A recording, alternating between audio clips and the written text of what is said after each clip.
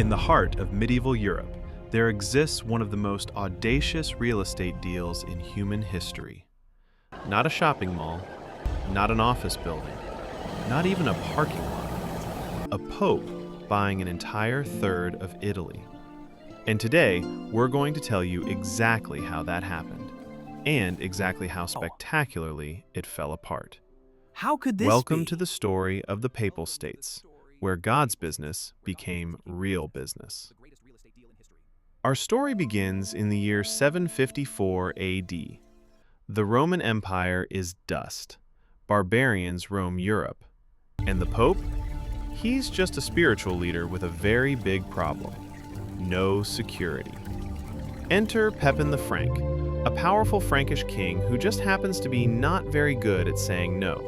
Pope Stephen II, Urbi et Orbi, I bestow was my an blessing. ambitious pope. The kind of pope who looked at the map of Italy and thought, you know what we need? Territory. And so, with the smooth charm of a used car salesman who genuinely believed he was doing God's work, Stephen II approached Pepin with an offer the Frankish king couldn't refuse. Or, technically, could refuse, but wouldn't, because he was very bad at saying no. The donation of Pepin was born. In one afternoon, using little more than a handshake and some very impressive paperwork, the Pope had acquired Bologna, Ravenna, Perugia, and dozens of other Italian cities. He'd gone from spiritual leader to real estate magnate faster than you can say ecclesiastical acquisition. For the next 600 years, the Papal States flourished. Popes weren't just priests anymore. They were princes. They wore crowns. They commanded armies. They conducted wars. They collected taxes. They made alliances with other Italian powers. And slowly, very slowly, the Church forgot what it was supposed to be doing. Oh, don't get me wrong, the popes told themselves, and everyone else, that all of this was in service of God. The territorial expansion? Divine purpose. The armies? Protecting the faithful. The tax collection?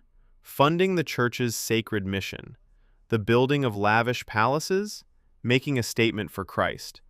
And the sale of indulgences? Basically selling forgiveness for sins, which cost money, which paid for more things, which required more money. Well, that's how we got the Protestant Reformation. But I digress. The point is, the Papal States were rich, powerful, and absolutely not going anywhere. Or so they thought.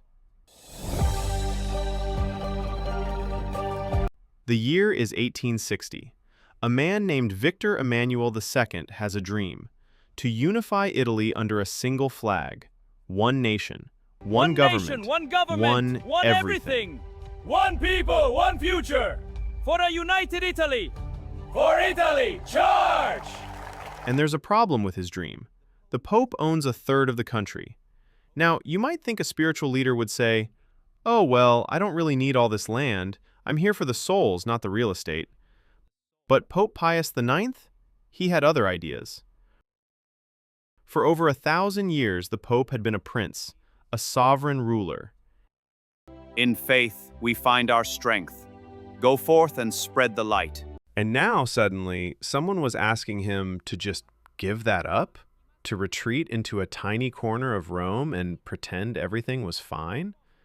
Pius IX looked at Victor Emmanuel's army, looked at his own shrinking territory, and made a decision.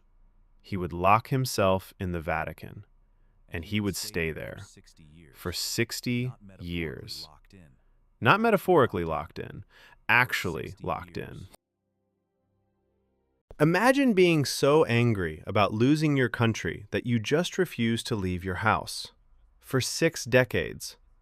That's what Pius IX did. While Italy celebrated its unification, while the world moved forward, the Pope sat in his palace and waited, refused to acknowledge the modern world, refused to accept that the Papal States were gone. Meanwhile, the Church continued to be the Church. Masses happened, souls were saved, presumably, cardinals came and went. But there was always this elephant in the room, or rather, in the Vatican. The fact that the Pope was essentially a prisoner of his own choosing. For 60 years, every pope that followed basically said the same thing. We will not negotiate. We will not accept this indignity. We are prisoners here. Except they weren't being held prisoner. They were choosing to be prisoners on the grounds of principle. If you ever want to understand Catholic stubbornness, this is your case study. Please consider stepping down. No. Please think of the future. No. Fast forward to 1929. A man named Benito Mussolini, who had his own problems and his own ambitions, looked at the Vatican problem and thought, you know what would be really good for fascism? Getting the Catholic Church on my side. So Mussolini did something brilliant. He sat down with the Pope, or rather, with the Pope's representatives, and made an offer. Look, he said, or implied, because this is history and we're paraphrasing, how about this? I give you back a tiny piece of Rome, just enough for a country. You get to be a sovereign ruler again. Everyone wins. The Pope's negotiators had been preparing for this moment for 60 years. They had elaborate demands. They had legal arguments. They had theological positions. And then Mussolini showed them the size they'd get. 110 acres. Think about that. For 60 years, the Pope had owned roughly 17,000 square miles of Italy. Now, he was being offered Vatican City, a place so small you could walk across it in about 15 minutes. But here's the thing. The Pope said yes. And maybe, just maybe, in that moment the Pope realized something. Vatican City was born on February 11th, 1929. It is, to this day, the world's smallest independent nation-state. You can fit it inside Central Park with room to spare. And something remarkable happened. Without vast territories to defend, without armies to command, without tax revenues to manage, the Pope became more powerful, not less. Free from the burden of empire, the Church could focus on what it always claimed to be about: spiritual guidance, moral authority, speaking to conscience rather than commanding territory. Did they? Well, that's another story. But they could have. The Papal States, which had risen from a handshake and a forged document in 754 AD, which had peaked as one of Italy's most powerful regional powers in the 1400s, which had collapsed spectacularly in 1870, ended not with a bang or a whimper, but with a negotiation, with diplomacy, with the recognition that sometimes you have to let go of what you thought made you powerful to discover what actually does. Now, there's a beautiful irony here that I want to point out. The man who convinced the Pope to give up his empire?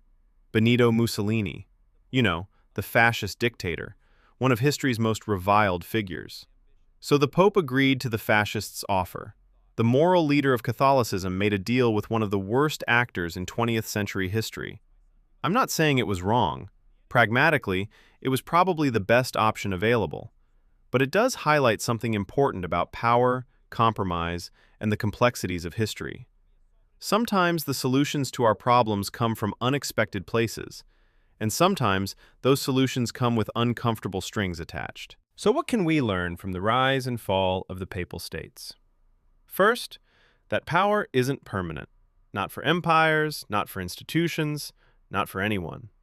What seems eternal one century can be dust the next.